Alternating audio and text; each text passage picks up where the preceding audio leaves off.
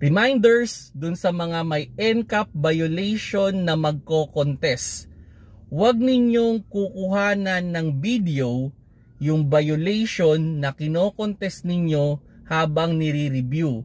Dapat magpaalam muna kayo dun sa mga authorized person dun na ibibideo ninyo yung kino-contest ninyong violation.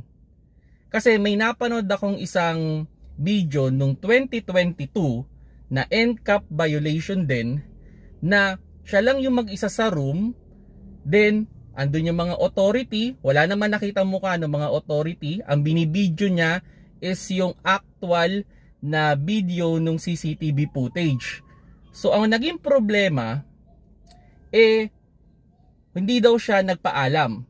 So hindi siya nagpa-authorize na magbibideo siya nung kanyang violation. So naging problema, nagalit yung mga officer. Ako naramdaman ko doon sa video na yon, parang wala siyang kakampi. Kasi siya lang yung mag-isa doon sa room, andun yung mga officer, then pinagsasabihan siya na bakit siya nag-video.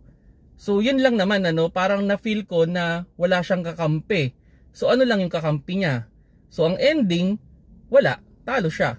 Talo siya doon sa pagko-contest. So yun, sana naman maayos na ito ngayon.